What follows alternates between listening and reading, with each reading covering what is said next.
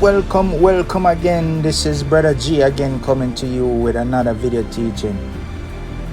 The topic we're gonna be continuing with: does God send delusion? And as Paul says it in 2 Thessalonians, does God send strong delusion? From our previous video, we look at some strong statement of refutation that the idea in the Christian church say God, the God what we are talking about is the God who make the sun, the moon, the stars, the animal, the trees, the land, the earth, the sea, the water. We're not talking about small g God like government, which is men. Men are God's children all over the world, whether you are evil or bad. Men are God's children. So when we have said, does God send delusion? And delusion is obviously lies. Does God send lies? My unequivocal answer is God can't send lie. Out of the mouth of God, clean water and dirty water can't come from the Creator. The only person I see in my short few years on the earth where clean water and dirty water come out of is man. And man in this case could be government or a personal individual, not the God of creation. So I want to make that distinction. So the question is, does God send delusion? Does God send strong delusion, as it seems what Paul says in 2 Thessalonians 2:10 to 12?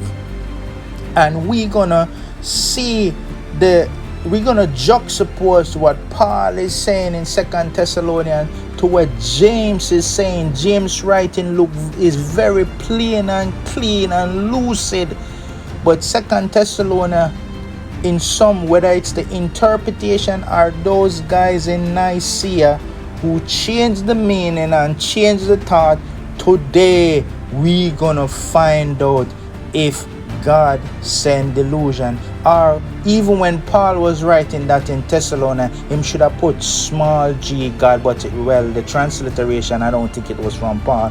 The transliteration or the translation come from man, consecutive generation, as the word come from Latin and Greek and all those other language. So I could see where the mistake would mean say God has sent delusion to humanity. And my belief today, June the 14th, 2023, me don't believe my God send any form of delusional spirit. Or let me add to that, I don't believe God sanctioned, as it is said in Job or in Micaiah the prophet. I don't know if it was Micaiah who wrote the story or somebody else wrote it or which was a scribe. But I don't believe that God of the universe sent any delusion. And I'm going to use the text that was given unto me, unto us, unto even the world, and I'm going to use it to refute and posit that my God never and will never send strong delusion or any form of delusion. Brothers and sisters, any delusion that is sent to you, it's not from God. Now, we're going to go into some example, and because of the time of the age, a lot of people can't sit and listen to, and I understand it, me too, can't sit and listen to a very powerful, strong message. This message here, I stand on the rock. This message will last forever, because I know me, I say it, I just God, I go on God's spirit, I want God thing I say it. So this message is going to last forever. And as I posit in my first video in Genesis chapter 3, but me did say Genesis 1. In Genesis chapter 3, we see plainly where God sent the truth to Adam and Eve, and then we saw the serpent who convolute and change the meaning of what was true to Adam and Eve, and they follow the serpent and not God. So, does God send delusion? That first initial statement or fact written or given to us prove that God didn't send any delusion to Adam and Eve. It was the serpent. Now the serpent here, there's many stories, and many stories say the serpent is a snake, and snake used to walk on the ground.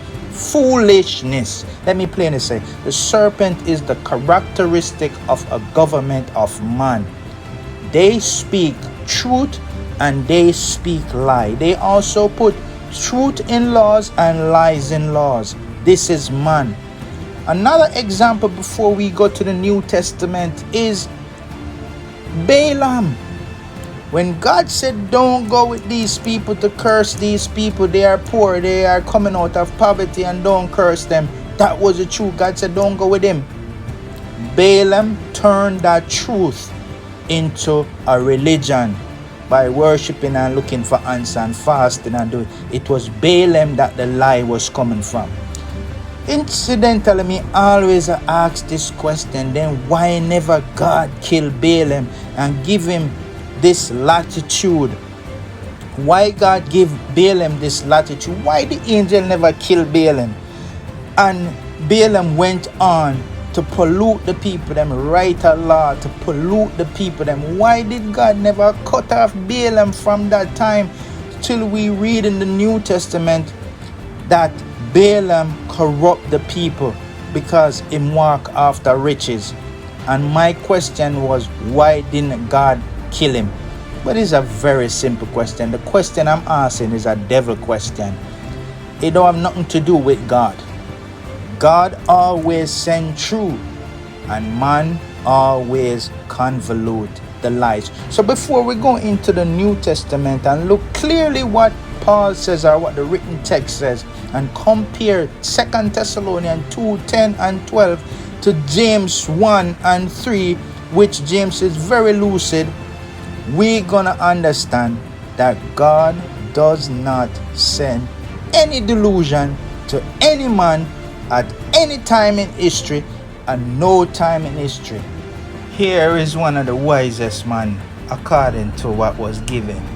Lo, this only I have found, that God, big God, had made man upright, but they have sought out many inventions. I mean, I say them corrupt themselves. May I interpret what I say? Them sought out many inventions. This is exactly what I'm saying themselves. In a nutshell.